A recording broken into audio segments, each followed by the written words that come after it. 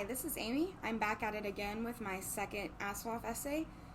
Just a little bit of an overview of who I am. I am a PhD student studying Chinese literature, and I started a blog about Chinese literature and non-Western imagery in A Song of Ice and Fire.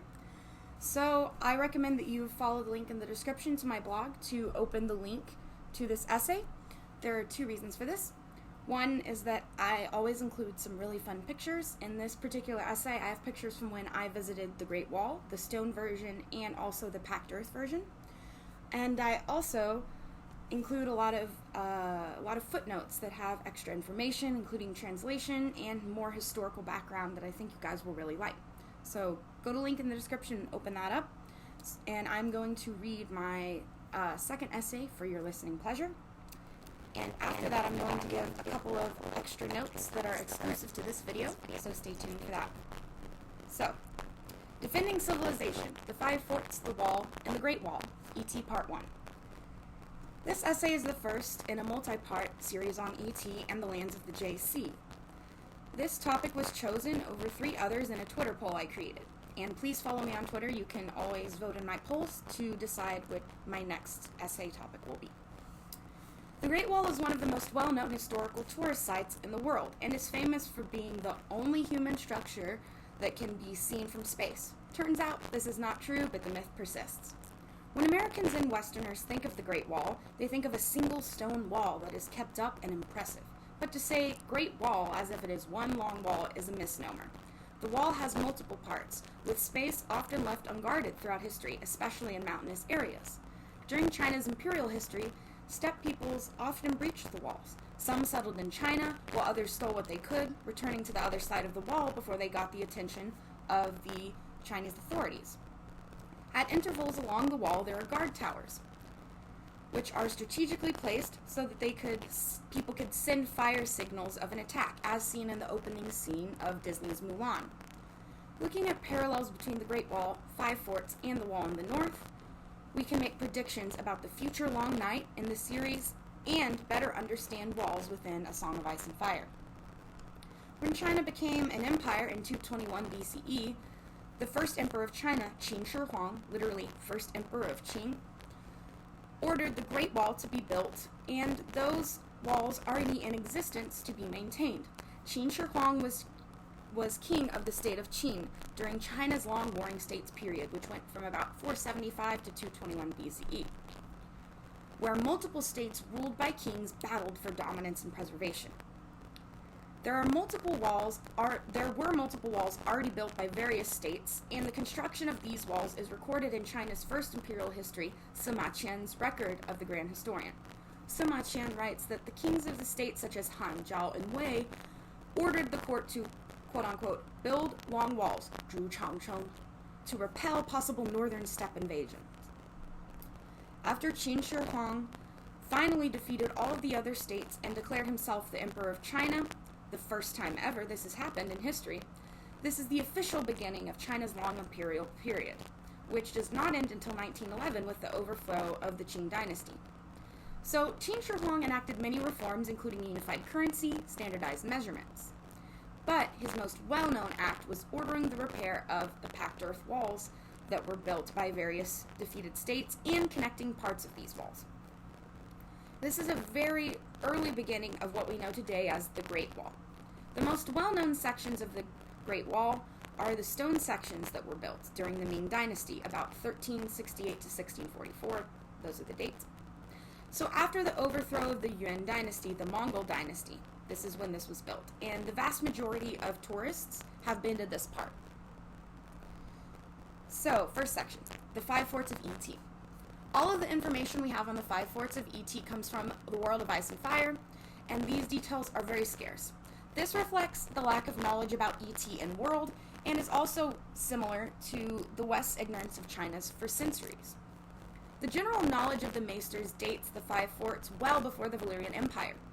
Located between the Grey Waste and the Mountains of Morn, the Five Forts are 5 enormous buildings that connect tall walls, each building large enough to house 10,000 people.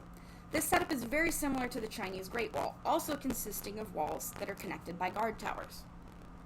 The most important detail about the Five Forts is that they were raised to protect ET from the demons of the long night. This is obviously the others, or the White Walkers. This has become mythologized in Ichish culture as the Pearl Emperor raising the walls, similar to Bran the Builder. The Pearl Emperor can easily be compared to Qin Shi Huang, who ordered the official Imperial Great Wall to be built.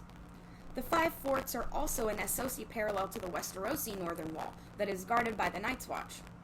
There are some obvious differences between the two.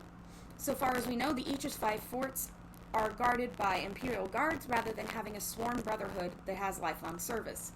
It is worth noting that the Night's Watch vows mention being, quote, the watchers on the walls, perhaps hinting that the wall, like the Great Wall, was once many walls that are now connected. The Great Wall, the 5 forts, and the Northern Wall were all built to warn off impending attacks and repel invaders. They are similar to another significant way, and that is that they represent a border to civilization. So next section, walls as borders of civilization.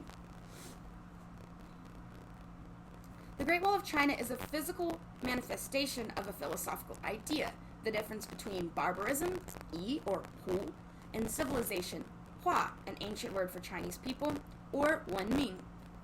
Sima Qian notes in the records of the Grand Historian that these walls were built to resist barbarians. This line is in the Xiongnu chapter of his collection. The Xiongnu were an amalgamation of multiple tribes of northern steppe peoples that Chinese states and later the Chinese Empire clashed with before and during the 1st century CE. One of the most famous military actions is the Han-Xiongnu War, about 133 BCE to 89 CE, which initially began when Emperor Wu, who reigned from 141 to 87 BCE, took a more active approach in dealing with northern nomadic people than his predecessors. While the walls against tribes such as the Xiongnu were certainly for military defense, they were also a way for ancient Chinese people to distinguish their civilization from the northern nomads. The Chinese word for China is Middle Kingdom, Zhongguo, implying that it is the literal center of civilization. The Chinese side of the wall, the inner, or the nei, is agrarian, and the Chinese highlighted their long history of writing, poetry, music, and philosophy. For them, the Chinese language and culture came to represent civilization itself, and civilization had to be protected. Outside of the wall, the outer, known as the Wai, is barbarian, lawless, uncultured, and transient. This inner-outer concept has a complicated history in China and numerous implications, especially for gender. But our concern here is what it means for the conception of so-called civilization. The idea of distinguishing the wild from the civil has numerous parallels to the wall in the north. While the wall has the same purpose as the 5 forts, to fight the next long night, the Night's Watch has erroneously come to interpret its mission as fighting the wildlings, or the free folk. Wildlings, you'll notice, is very similar to barbarians. Most Westerosi see the wall as the border of civilization, where the power of the Iron Throne ends and barbarism begins. The reader also learns that the old tongue is still spoken beyond the wall, and peoples thought long dead, such as the children of the forest and giants, still roam. In this way, north of the wall also represents Westeros' ancient past. Cultures long taken over by the invasions of the First Men and the Andals still exist beyond the wall despite Westerosi ignorance of them. The Chinese conceived of multiple steppe clans as one people, despite their vastly different languages and cultures. This is very similar to the Westerosi generalizing multiple free folk as wildlings. The reader learns, when Jon Snow goes beyond the wall, that the free folk are diverse and do not necessarily consider themselves to be all one people unless they are united by a king beyond the wall. Both the steppe peoples and the free folk are misunderstood and designated as barbarian, in contrast to the cultured people of China and Westeros. So, what does the history of the Great Wall tell us about A Song of Ice and Fire? Most importantly, the Great Wall did not work. Despite the walls, nomadic peoples were still able to find weak spots, raid Chinese villages, and return to their side of the wall without consequences. The wall did not stop Genghis Khan and his armies, and Genghis Khan's grandson, Kublai Khan, founded the Yuan dynasty from 1279 to 1368. While the Yuan court was Sinicized, Chinese, to some extent, following Confucian principles and writing documents in Chinese, officials were majority Mongolian, and Chinese culture became increasingly diverse. We saw on the show Game of Thrones that the wall is taken down, and it is very likely that in the book series the wall will fail as well. No matter how the wall falls, it probably will. Just as the Great Wall did not stop the invading Mongols, the wall in the north will not stop the army of the dead. So that is the end of the essay, and I'm going to give some extra thoughts now that are exclusive to this video. So I really only have one point on this essay, and I think it's very important. And if you don't want to hear about modern politics, you can end this video now. Walls are racist. Barbarism versus civilization is a racist concept. In the Chinese context, it was the Han Chinese versus the steppe people, right? The Xiongnu, the Khitan, or the Mongols.